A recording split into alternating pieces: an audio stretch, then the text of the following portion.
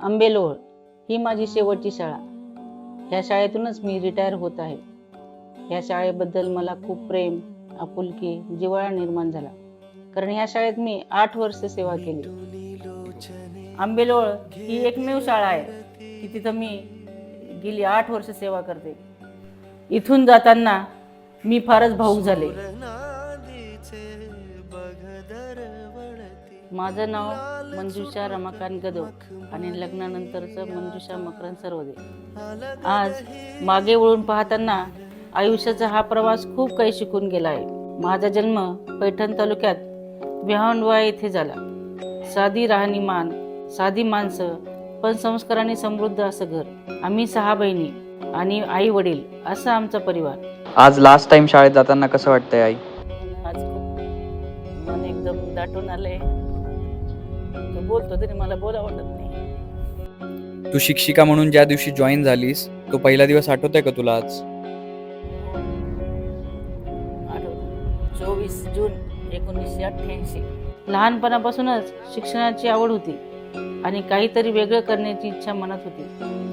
पण घरची परिस्थिती बिकट असल्यामुळे मला 10वी नंतर पॉलिटेक्निकला नंबर लागूनही ॲडमिशनसाठी पैसे नसल्याने वडिलांच्या मार्गदर्शनाखाली शिक्षिका होण्याचा निर्णय घेतला.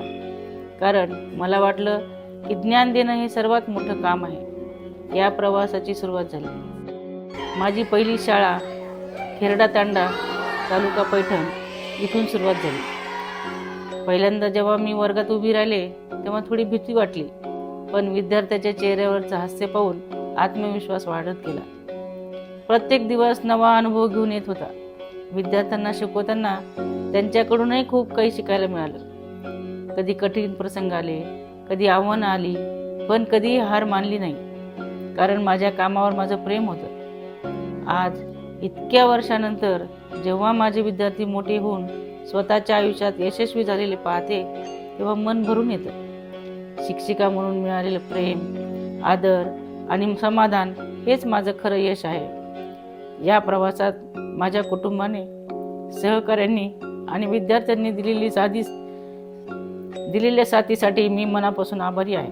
आज हा सगळा कार्यक्रम, हा मुलांनी ठेवलेला सोहळा पाहण्यासाठी माझे आईवडील आणि सासू सासरे असते तर त्यांना खूप आनंद झाला असता.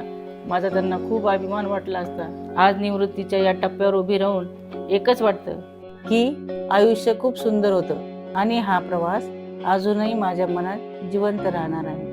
मंजुषा सरवदे, सायनिंग ऑफ.